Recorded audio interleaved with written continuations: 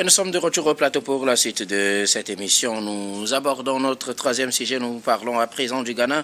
Le Premier ministre indien Narendra Modi en visite à Accra. Le Premier ministre indien Narendra Modi est en tournée en Afrique et également sur d'autres continents, notamment le continent américain où il participera à la dernière étape au Brésil au sommet des BRICS. Mais bien avant, il est passé par le continent africain où visite officielle au Ghana où il a rencontré le président du Ghana, John Mahama Dramani.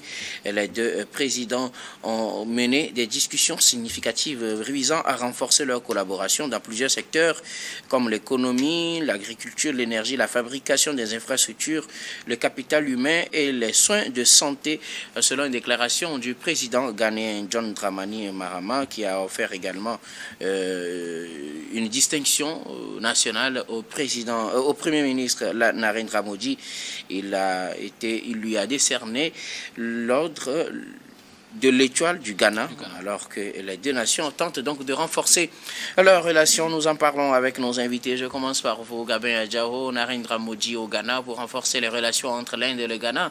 C'est une longue distance, mais les deux pays veulent se rapprocher sur plusieurs plans. Oui, c'est d'ailleurs une très bonne chose. Nous savons très bien qu'aujourd'hui, l'Inde est un partenaire incontournable, surtout économique, non seulement sur le plan africain, mais internationalement aussi. L'Inde est beaucoup mieux assise aujourd'hui.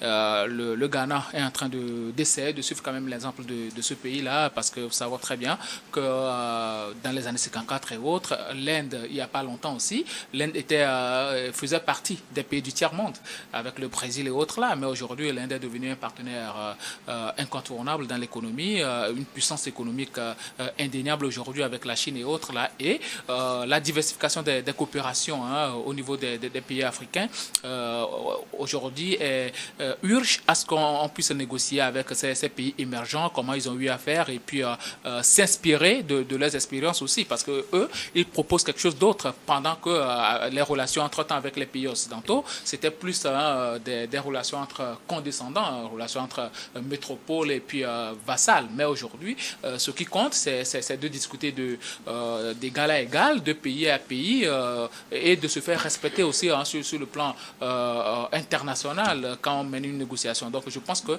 l'Inde aujourd'hui apporte quelque chose de nouveau, et le Ghana avait subi les affres quand même des institutions de Bretton Woods après que ce pays-là avait décidé de payer toutes ces dettes, de ne plus contracter de dettes et autres là. Mais donc aujourd'hui, il faut faire en sorte que la coopération soit beaucoup plus diversifiée pour que peut-être quand il y aura des difficultés avec certaines institutions, on puisse se racheter sur d'autres plans. Donc c'est ce qu'essaie de faire le président ghanéen John Dramani Mahama aujourd'hui, et je pense que c'est très bien réfléchi, et qu'on sait très bien que aussi ce qui est contenu quand même dans ces relations bilatérales là, il y a tellement de choses. On parle de la construction d'un hub de fabrication de vaccins, de transfert de technologie, et de beaucoup plus pour améliorer le taux d'échange entre l'Inde et le Ghana. Avant, c'était à 3 milliards. Aujourd'hui, ils sont en train de viser 6 milliards de dollars par an. Donc, je pense que c'est déjà une très bonne chose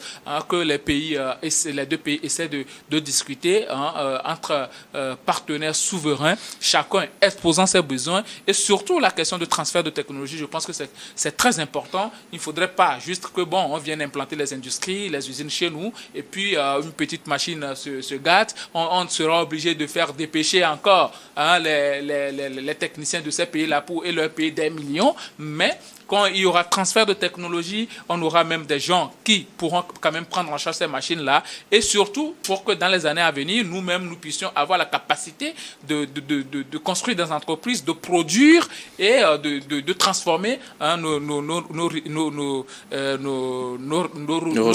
ressources naturelles et minières. Donc je pense que c'est déjà une très bonne chose. Le plus grand problème des pays africains aujourd'hui, c'est qu'on vend trop en brut les ressources minières et les ressources naturelles. On vend trop en brut. Aujourd'hui, il faut penser à la transformation, parce que nous prenons juste le café, le cacao, on l'achète à un prix moindre. Eux, ils vont la transformer, et puis peut-être le prix du sac qu'on a vendu nous revient en une plaquette de chocolat.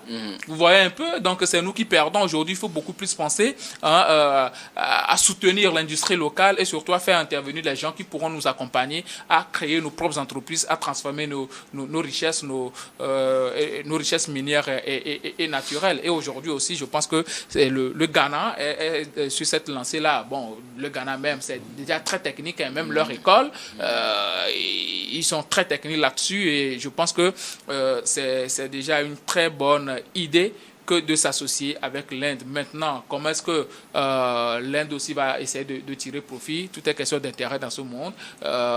Charles de Gaulle l'avait dit, les pays n'ont pas d'amis, ils n'ont que des intérêts. Donc, du coup, je pense que chaque pays va essayer quand même de tirer profit de cette relation bilatérale-là. Et la question de la cybersécurité aussi est très importante, quand nous savons très bien que, bon, dans la sous-région, il y a de ces arnaques, il y a de ces organisations-là qui passent par le biais de l'Internet pour pouvoir intégrer la mentalité des jeunes, et ce qui aboutit par après au terrorisme et à l'extrémisme violent. Il faut commencer par là, à lutter aussi, et à coopérer surtout avec les pays qui sont développés dans ce domaine-là. L'Inde est très, très bien reconnue dans sa politique de lutte contre la cybercriminalité. Donc je pense que c'est quand même une très bonne chose que le Ghana accepte de s'associer à ce pays-là, s'associer pas que dans la forme, mais aussi faire en sorte que les Ghanéens puissent aussi acquérir le génie de la technologie pour que d'ici 10 ans, d'ici 15 ans, le Ghana arrive par lui-même à produire et à avoir quand même ses propres techniciens dans des domaines spécifiques. Merci beaucoup, Gabin Adjaro. Samir Orosama, le Premier ministre indien, est en visite officielle au Ghana. Cela fait partie des étapes qu'il devra parcourir avant le sommet des BRICS prévu au Brésil, où il se rendra. Il est venu au Ghana pour renforcer les relations entre l'Inde et ce pays. Ben vous savez, docteur Guillaume, les relations entre l'Inde et le Ghana ne datent pas d'aujourd'hui. Vous savez que l'Inde et le Ghana entretiennent d'excellentes relations, notamment commerciales véritablement. Et le commerce bilatéral entre ces deux pays représente près de 3,1 milliards donc, de dollars. Et seulement pour l'année 2024-2025, cela représentait autour de 2,6 milliards de dollars. Donc ça veut dire que la balance commerciale entre ces deux pays-là est importante véritablement. Et vous savez que l'Inde, c'est le pays le plus peuplé du monde. Et c'est en même temps un géant au niveau de l'Asie. Donc la population indienne, c'est véritablement un potentiel marché. Donc pour le Ghana, pour les produits donc du Ghana. Et vous savez que le Ghana exporte donc au niveau donc de l'Inde les produits comme l'or, le cacao, la noix de cajou et puis le bois véritablement. Et en contrepartie, vous savez que l'Inde aussi, parce que l'Inde fait partie donc des principaux partenaires commerciaux ou les principaux partenaires économiques donc du Ghana. Donc en contrepartie, vous savez énormément de produits que l'Inde exporte vers le Ghana. Vous avez les produits pharmaceutiques, vous avez les machines agricoles, vous avez les véhicules de transport. Vous voyez ces petits véhicules-là, ça commence aussi à venir donc au niveau donc de nos pays, notamment au Togo puis au Ghana, les petits véhicules de transport là qui peuvent transporter 3 à 4 personnes en même temps. Vous avez également les équipements électriques, vous avez du plastique, vous avez du fer, vous avez de l'acier, vous avez des boissons alcoolisées, vous avez même des céréales et vous avez des textiles véritablement. Donc c'est pour vous dire qu'en fait l'Inde n'est pas à son premier essai véritablement au niveau donc du Ghana. Ce sont des relations qui datent véritablement de longtemps, et lorsque vous êtes dans une relation bilatérale, il est important que vous puissiez mettre au point régulièrement les avancées dans les divers secteurs. Et aujourd'hui, l'ambition des autorités ghanéennes, c'est de pouvoir renforcer donc sa coopération avec l'Inde au plan sécuritaire, parce que vous savez que le terrorisme est en train donc de s'étendre véritablement à d'autres pays. Notre pays, le Togo, en fait les frais déjà. Vous avez le Bénin également qui est régulièrement touché par les différentes incursions donc des terroristes. Le Ghana, jusqu'alors,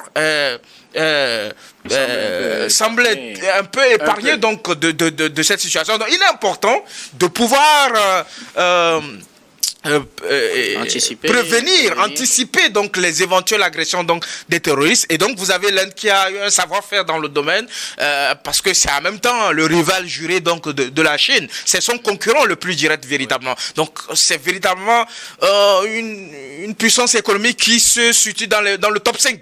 Et là, je pense qu'ils sont en train de pouvoir chercher à prendre la quatrième place, je pense au Japon, si j'ai bonne mémoire et tout cela. Donc, en fait, vous avez d'énormes potentialités économiques, d'énormes potentialités en termes de marché de consommation. Et donc, l'Inde, c'est véritablement un partenaire important pour le Ghana.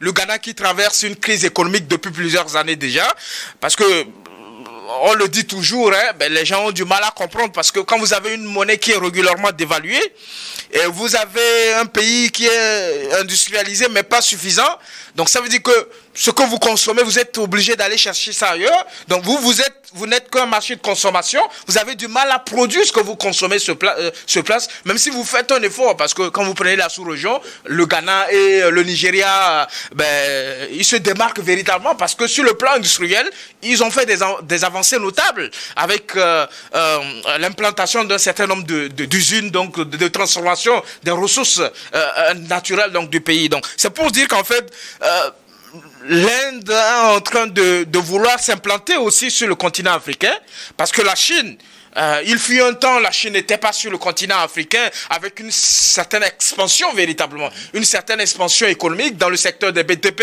dans le secteur de l'agriculture, dans le secteur même de la sécurité également. Donc aujourd'hui, l'Inde aussi veut aller à la conquête donc de l'Afrique, les potentialités de l'Afrique, les ressources minières de l'Afrique, mais également avec un savoir-faire sur le plan sécuritaire qu'ils peuvent également proposer au continent africain, notamment au Ghana.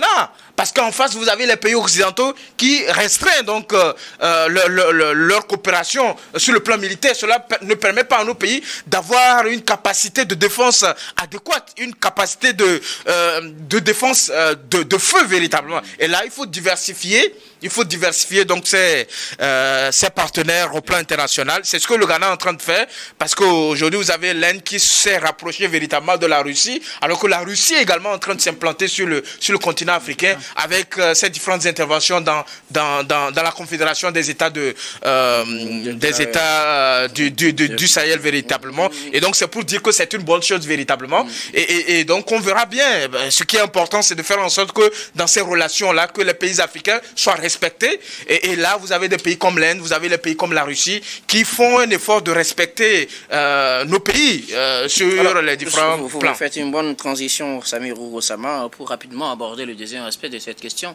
Est-ce que Gabin Adjaro, il s'agit juste de renforcer les relations entre deux pays qui avaient de vieilles relations, ou plutôt un repositionnement stratégique de l'Inde à l'heure où tout le monde court vers l'Afrique pour se repositionner? Écoutez, vous savez, on dit souvent, l'Afrique c'est le continent de l'avenir. Et si nous ne savons pas faire, si nous ne faisons pas très attention, on risque de se faire ravir la vedette. Et les autres, certes, ce sera le continent de l'avenir, mais pas un continent de l'avenir pour les Africains, mais pour d'autres pays qui sauront quand même tirer profit de l'Afrique. Maintenant, c'est aux pays africains de savoir que nous sommes un continent de l'avenir et c'est à nous d'imposer nos directives, c'est à nous d'imposer véritablement nos desiderata par rapport aux partenaires que nous avons. Donc aujourd'hui, je pense que le Ghana, Samy vient de citer le Nigeria aussi, sont des pays qui savent très bien comment négocier leurs intérêts. C'est premièrement par le changement de régime, l'alternance pacifique, la mise en place d'un système politique bien stable qui permet à ces pays-là de pouvoir de se développer au jour le jour. Malheureusement, il y a certains pays africains, et ça je le dis pour tout le monde, on n'arrive pas véritablement à profiter des partenaires. Tout ce qu'on cherche, c'est comment faire pour avoir des partenaires qui nous permettent de garder notre fauteuil présidentiel, d'être là ad vitam aeternam. Donc aujourd'hui, le Ghana est en train de montrer la voie, comment faire pour que, peut-être d'ici quelques années, on puisse atteindre le niveau de l'Inde aujourd'hui. Parce que le développement, c'est pas du jour au lendemain. C'est une marche perpétuelle. Et il faut mettre en avant les intérêts de la population, les intérêts de son peuple. Et le président ghanéen, John Dramani Mahama, on sait très bien que lors de son premier mandat, ce n'était pas véritablement fameux. Donc, qu'est-ce qu'il essaie de faire? Il veut créer quelque chose aujourd'hui qui pourra impulser le développement du Ghana aujourd'hui. Donc, je pense que c'est déjà une très coopération gagnant-gagnant. C'est une coopération pas un gagnant-gagnant. Il n'y a stratégique. pas de positionnement stratégique. C'est pourquoi ces pays-là s'orientent vers d'autres partenaires aujourd'hui. Parce qu'avant, avec les anciens partenaires, c'était des relations beaucoup plus basées sur peut-être toi, je suis ton papa, toi, tu es mon enfant. Mais aujourd'hui, c'est d'égal à égal. Tu discutes de ce que tu veux et tu imposes ton desiderata. Si ce n'est pas possible, si ce n'est pas avantageux, alors tu laisses. Et je pense que c'est une très bonne chose que le Ghana est en train de faire. La coopération entre le Ghana et l'Inde, repositionnement stratégique de l'Inde ou plutôt une affaire de commerce, tout simplement? Mais vous savez, ces pays-là, lorsqu'ils viennent sur le continent africain, notamment dans nos pays, c'est qu'ils ont des intérêts stratégiques parce que nous avons un certain nombre de ressources minières dont ils ont besoin pour transformer véritablement. Alors, le challenge pour nous, le défi pour nous, c'est de faire en sorte que le transfert de technologie se fasse véritablement. Qu'à un moment donné, que nous puissions également transformer nos ressources minières sur le continent africain, dans nos pays respectifs. Cela va permettre de créer énormément d'emplois. Cela va permettre de créer des richesses. Cela va permettre de ne plus aller chercher de l'argent dans ces institutions de Bretton Woods avec leurs impositions fantaisistes et tout cela. Donc, nous sommes à la risée donc, de ces institutions internationales lorsque nous ne prenons pas en main donc, la production économique donc, de nos pays. L'Inde n'essaie pas de se repositionner stratégiquement.